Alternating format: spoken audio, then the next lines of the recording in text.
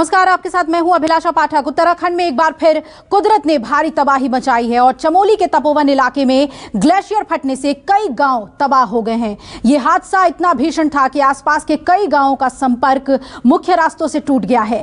तबाही का अंदाजा इसी बात से लगाया जा सकता है कि अब तक 200 से ज्यादा लोग लापता बताए जा रहे हैं और उत्तराखंड पुलिस के मुताबिक इस हादसे में 200 से ज्यादा लोग लापता हैं। आपको तस्वीरें दिखा रहे हैं हम। पहाड़ पर जगह जगह तबाही के निशान अब दिखाई दे रहे हैं और टनल में रेस्क्यू ऑपरेशन जारी है। ग्राउंड जीरो पर न्यूज़ 24 पहुंचा है। देखिए हमारे संवाददाता राहुल प्रकाश की ये रिपोर्ट। तपोवन में जिस टनल से रेस्क्यू किया जा रहा था पूरा, अब एक तस्वीर एक्सक्लूसिव आपको दिखा रहा हूं। ये पूरी तरीके से देखें, इस टनल में अब जो टास्क फोर्स बनाई गई है जॉइंटली, जिसमें आईटीबीपी, आर्मी और एनडीआरएफ, एसडीआरएफ की टीम, जो आप देखें ये तस्वीर, ये उस टनल की है जिसने कई जिंदगी आगोश में ले ली। ये फ्लड जो आप देख रहे हैं, जो एकाएक हिस्सा जो आया, ये जो प्रोजेक्ट चल रहा था यानी धौली गंगा का, ये जल विद्युत परियोजना जब जिस तरीके से ग्लेशियर टूट कर यहाँ आया, तो ये जिस फोर्स से आया, बताया है कि 1 से 1.5 मिनट के अंदर ये पूरा टनल, ये बताया जा रहा है कि जहाँ तक आपकी नज़र जाएगी ये ऊपर तक बंद हो गया, यानी इसके अंदर जिंदगियाँ थी। वो आप देखें, इसको रेस्क्यू करके कहीं निकाली भी गई। अब तक क्रेन से निकाला जा रहा था, लेकिन अब टास्क फोर्स बना के आप देखें किस तरीके से ये फोर्स अंदर टनल के अंदर लाइट्स के साथ, इक्विपमेंट्स के साथ, तमाम वो व्यवस्थाओं के साथ अंदर जा रहे हैं। हालांकि ये टनल की अंदर की वो तस्वीर है जो सामने आई है, जिसमें यह साफ है कि एक टास्क फोर्स इस पूरे रेस्क्यू को आगे बढ़ाने के लिए मैनुअली जाएगी, क्योंकि इसमें जो इनका स्वान है, डॉग स्क्वाड है, जिस तरीके से कहा जा रहा है कि जो टेक्निकल यानी जो स्मेल करके वो सारी चीज़ महसूस करेगा। ये देखें जिस तरीके से ये लगता है कि कुछ मिलने की सूचना है और जिस तरीके की आवाज़ आई है। ये तस्वीर है, ये टनल के अंदर की तस्वीर है। टास्क फोर्स जो अंदर गई है, शायद उसे कुछ मिला है। हालांकि बोला यह जा रहा है कि कुछ मंगाया जा रहा है, लेकिन ये पूरी तरीके से ये टनल की तस्वीर है और टास्क फोर्स उस रेस्क्यू को पूरा करने की कोशिश कर रही है। तपोवन में लगातार रेस्क्यू जारी है। एक तस्वीर मैं आपको दिखाने की कोशिश कर रहा हूँ। लगातार आईटीबीपी, एसडीआरएफ, एनडीआरएफ और आर्मी की जो टास्क फोर्स है वो लगातार काम कर रही है। ये टनल जो है, टनल में जिस तरीके की संभावना है कि जो लोग हैं वो फंसे हो सकते हैं। ऐसे में जो आप देख रहे हैं क्रेन, किस तरीके से आईटीबीपी के जवान अंदर जा रहे हैं और ये अंदर से जो मलबा, जो जिस तरीके से कहा गया है कि एकाएक जो सैलाब आया, इसको जैम पैक किया और उसके बाद अंदर जो लोग थे उनको रेस्क्यू कराया गया। लेकिन एक तस्वीर खास देखने को मिल रही है। अब आईटीबीपी के साथ स्वान यानी ये डीजल है, ये इस टीम का हिस्सा है। अब ये अंदर जाने वाला है, ये अंदर जाएगा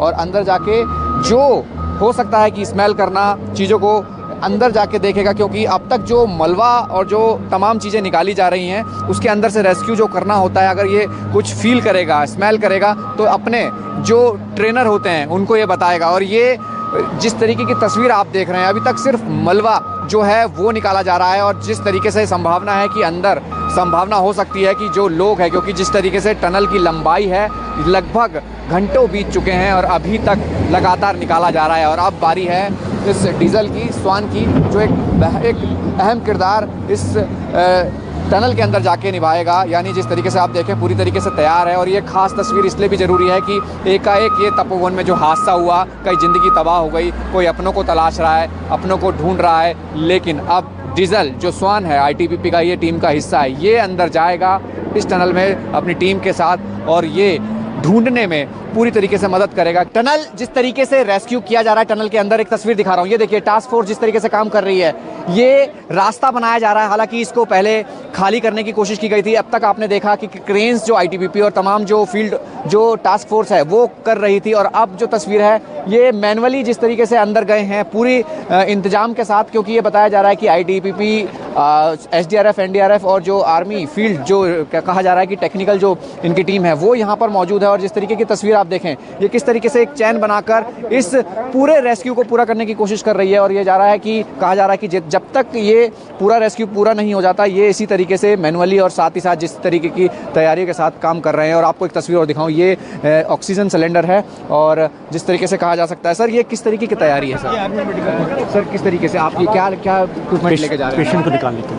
ये पेशेंट को निकालने के लिए मेडिकल टीम है, आप ये देखें, और ये अंदर जाएगी और जिस तरीके की तस्वीर है, और कहीं ना कहीं ये हो सकता है कि अंदर लोग फंसे हो सकते हैं। अगर अंदर है तो उसके लिए पूरी तैयारी है। यानी पूरी तरीके से कहा जा सकता है टनल में अब जो रेस्क्यू जो किया जा रहा है वो तेज़ी से हो रहा है।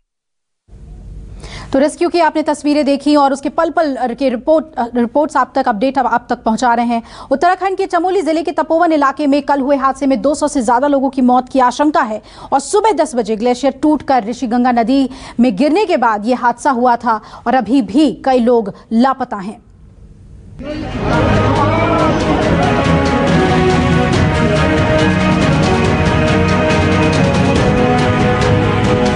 उत्तराखंड में टूटा दुख का पहाड़,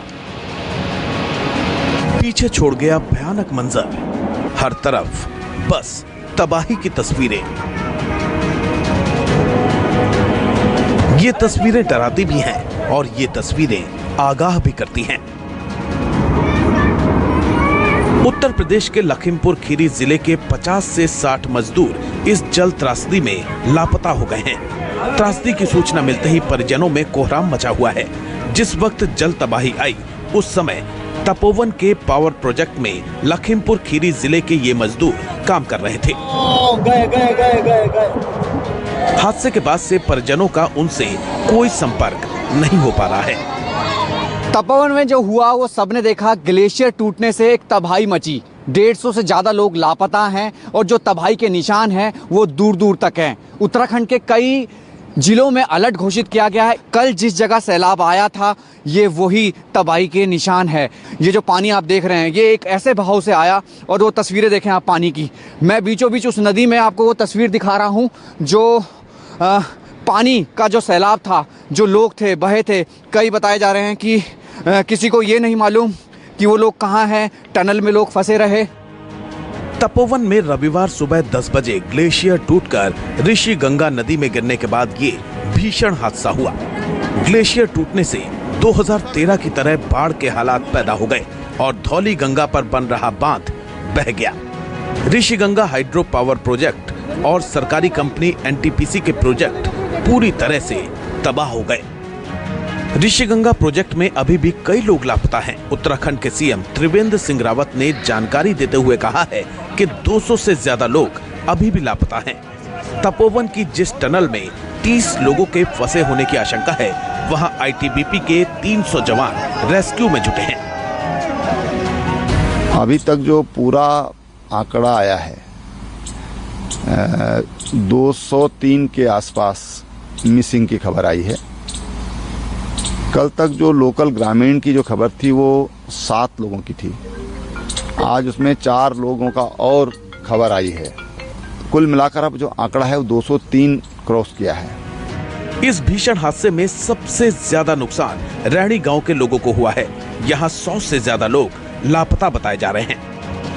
हजारों फीट ऊंचाई पे रैणी गांव पहुंच चुका हूं, जहां के पीछे ग्लेशियर टूटा था और नदी में गिरा था। जो मेरे पीछे सफ़ेद बर्फ़ की चादर में लिपटे पहाड़ देख रहे हैं, उसके पीछे से जो पहाड़ था वो ग्लेशियर टूटा और टूट के ये जो नदी नीचे बह रही है ऋषिगंगा, इसमें वो ग्लेशियर फटा और सैलाब बहता हुआ आगे गया और आगे कुछ किलोमीटर जाकर जो एनटीपीसी का प्रोजेक्ट था उसको धराशायी करते हुए पूरा बहा कर ले गया, जिसमें कि सैकड़ों लोग लापता हो गए, बह गए।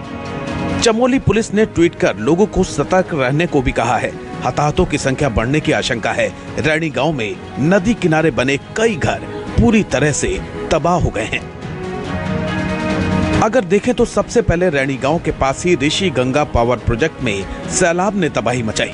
पावर प्रोजेक्ट पूरी तरह से तहस नहस हो गया। ऋषिगंगा पावर प्रोजेक्ट 2005 में बना था। ये पावर प्रोजेक्ट 13 मेगावाट से ज्यादा क्षमता का निजी प्रोजेक्ट है। इस प्रोजेक्ट में करीब 35 लोग काम करते थे, जिनमें 4 पुलिसकर्मी की भी ड्यूटी थी, 2 छुट्टी पर थे और 2 लापता हैं। जोशीमठ मलारिया हाईवे पर बॉर्डर रोड ऑर्गेनाइजेशन का बनाया ब्रिज भी टूट गया। यहाँ पर 6 चरवाहों के पानी में बहने की खबर आ रही है।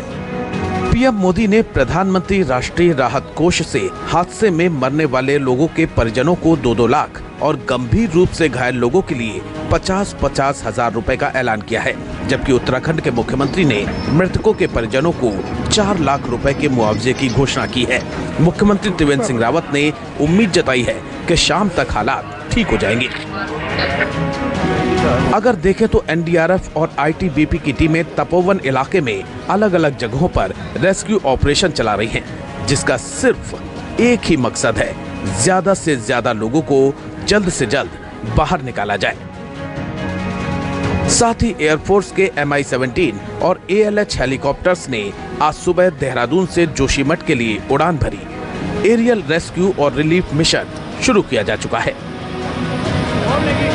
रेस्क्यू जोरों से है, नीचे भी और ऊपर आसमान में भी। इस वक्त हमको सेना का एक हेलीकॉप्टर रेस्क्यू के लिए दिखाई दे रहा है और रैनी गांव की तरफ जा रहा है जहां बादल फटा है। रैनी गांव की तरफ बताया गया है कि सेना का हेलीकॉप्टर बचाव कार्य के लिए, राहत कार्य के लिए जा रहा है और इसी तरीके से कई हेलीकॉप्टर ऊपर से सर्च भी कर रहे हैं। ये सर्च ऑपरेशन जो चलता है वो भी लगातार चल रहा है, क्योंकि कल से सर्च ऑपरेशन चल रहा है, क्योंकि जो बताया जाता है कि बहुत से लोग लापता हैं और वो बह गए हैं, तो सेना की मदद ली जा रही है। Bureau report, news 24। नमस्कार, मैं हूं मानक गुप्ता।